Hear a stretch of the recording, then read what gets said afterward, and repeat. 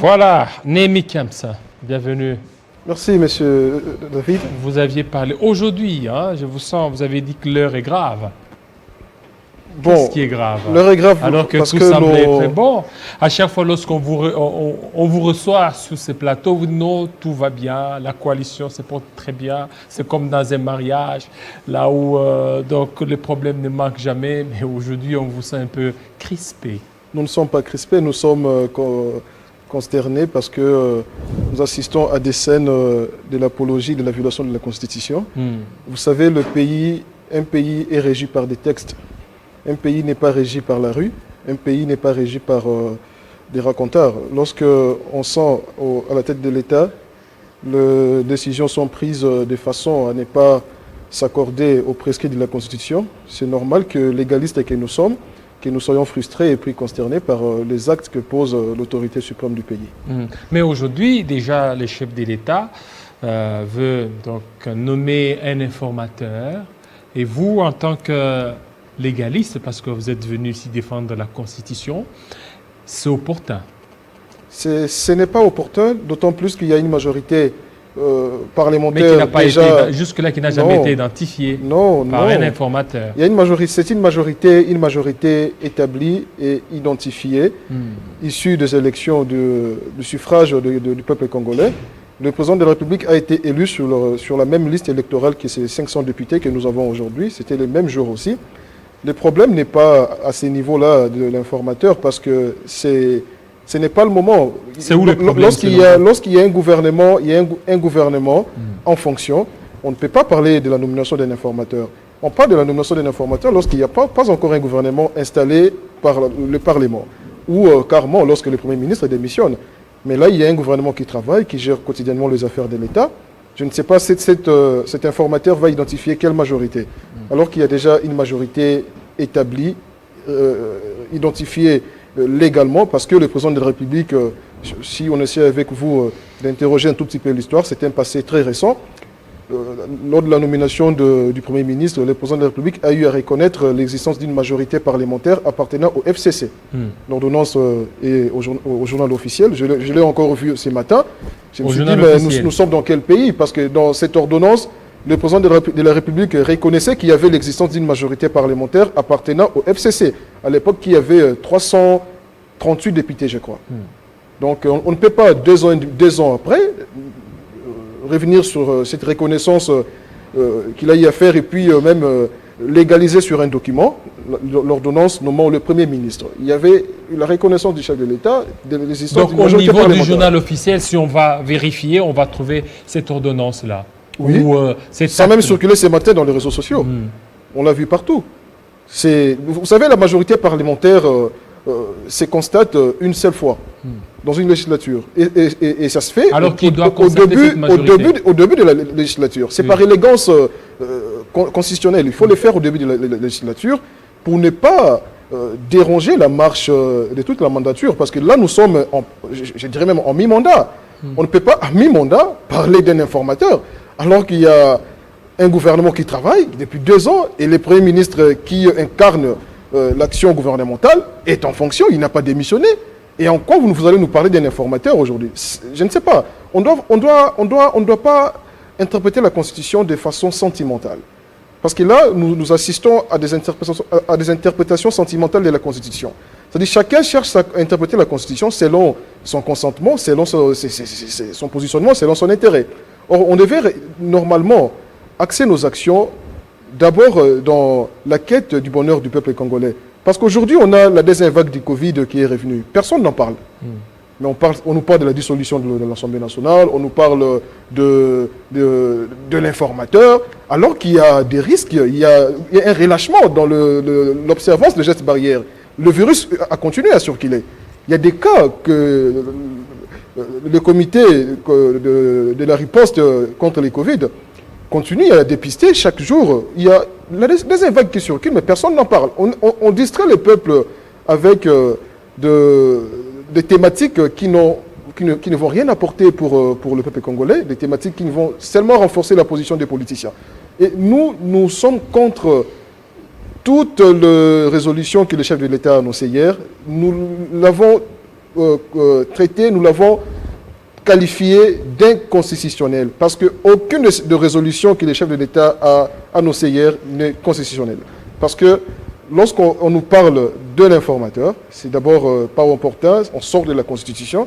Je ne sais pas si on veut nous inventer une nouvelle Constitution, parce que la Constitution que nous avons, le peuple congolais, nous avons, sous le leadership du président Joseph Kabila Kabange, approuvée en 2006 par voie référendaire, cette Constitution ne donne pas le pouvoir au chef de l'État de défaire le gouvernement. Il n'a pas ces pouvoirs-là. Le gouvernement est l'émanation du Parlement. Et le président de la République n'est pas membre du gouvernement. Et lorsqu'il y a... Monsieur Kiams, pourquoi aujourd'hui le FCC est majoritaire? Pourquoi il n'a pas anticipé?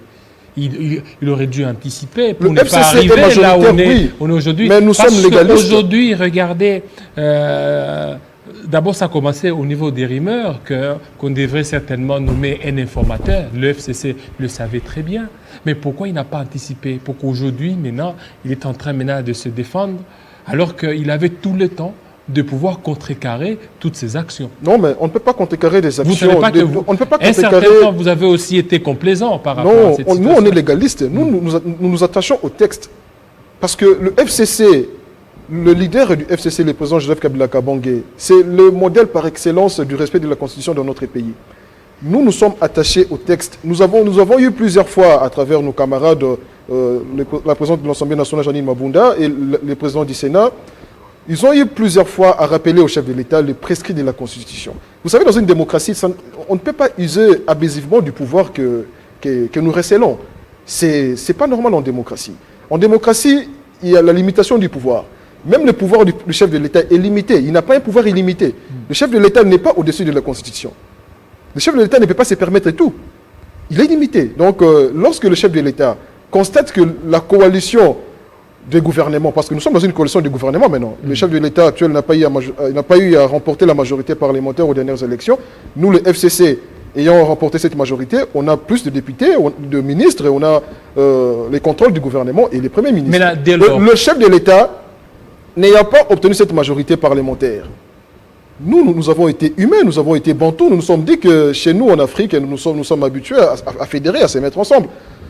Normalement, on devait aller en cohabitation de début de ces mandats.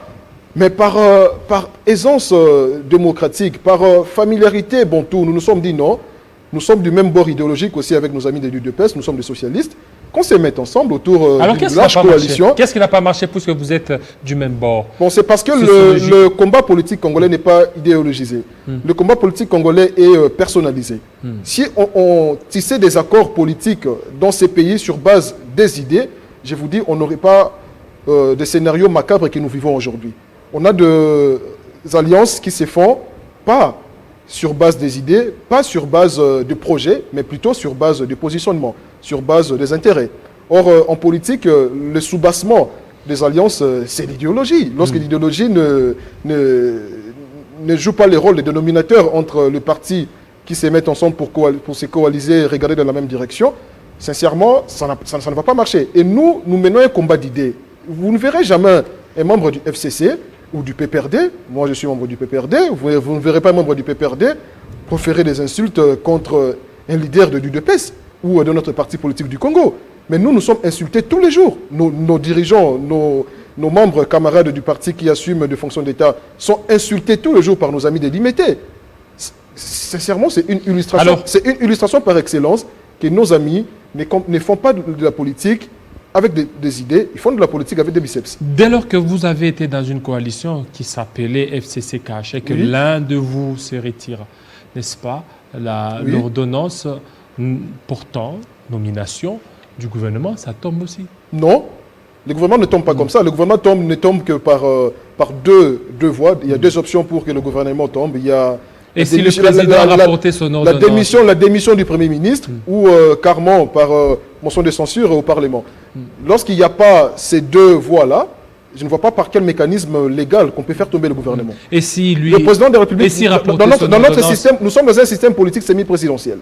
Dans le système politique semi-présidentiel, le pouvoir, la légalisation du pouvoir, c'est au Parlement. Et le président de la République n'a pas le pouvoir de révoquer le Premier ministre ou de faire tomber le gouvernement. Et surtout s'il n'y a pas de majorité parlementaire.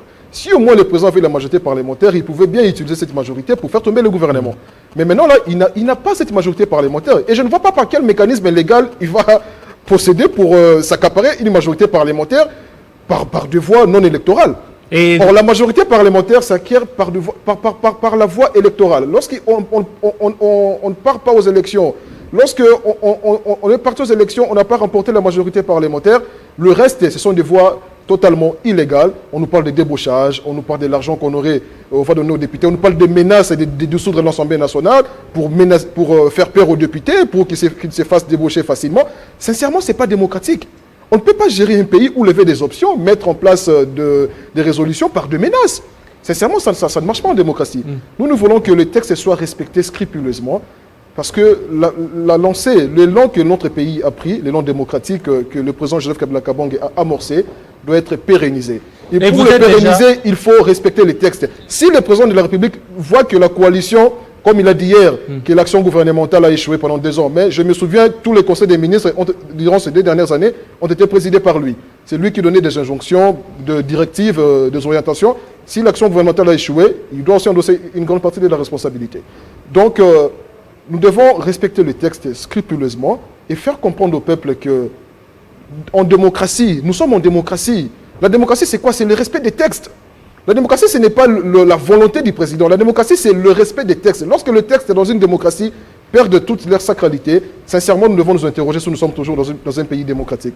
Parce que je ne vois pas un pays qui se dit démocratique et j'étais en pâture pour des intérêts personnels, le prescrit de la Constitution. Nous sommes dans l'inconnu. Nous ne sommes pas dans l'inconnu parce que la Constitution a prévu des méthodes palliatives. Et par rapport à ça, dans le cas de figure, dans le cas de non-retour, dans le cas de figure, comme le président a dit hier, on a suivi clairement son speech, son discours, il a énormément cité. Il a dit que la coalition FCC-Cash, c'est fini. On a compris comme ça, on a interprété. Mais il n'a pas dit ça comme ça. Il n'a pas dit ça, mais on a compris. On a compris comme ça, on a compris son intention. Nous sommes des psychologues aussi. S'il trouve que la coalition FCC-Cash ne rencontre plus ses aspirations ou son ambition gouvernementale, mais la Constitution dit quoi? Allons en cohabitation, parce qu'il n'a pas de majorité parlementaire. Le président de la République n'a pas mission première de déstabiliser la majorité parlementaire. Et même la cohabitation. La mission première d'un chef de l'État, c'est quoi? C'est d'œuvrer pour changer, pour est-ce que c'est réglementé dans notre solution aux problèmes qui se posent dans son pays. La cohabitation est-elle réglementée dans notre Constitution? Oui, Et vous ne voyez pas qu'avec ça, lorsque vous acceptez qu'on aille en cohabitation, dans notre système politique, avec les conséquences qu'il y a, vous ne voyez pas que ça sera de blocage en blocage? Non, mais lorsque la coalition des gouvernements ne marche pas, la Constitution dit clairement le parti majoritaire au Parlement, c'est lui qui aura les contrôles du gouvernement. C'est ce que dit même les sciences politiques que nous avons étudiées, que nous enseignons à des jeunes pousses à l'université. Le système semi-présidentiel, notre système politique, impose cela. Lorsque la coalition des gouvernements ne marche pas, il faut carrément, sans réfléchir, aller en cohabitation. Avec les partis majoritaires au Parlement contrôle le gouvernement et les chefs de l'État ne restent qu'avec la présidence de la République. Merci. Merci beaucoup, Némi Kamps. Tout à l'heure, nous aurons 2 autres invités. Donc, ça sera sous forme d'un débat. On va essayer aussi toujours de parler par rapport à cette situation qui se passe en République démocratique du Congo.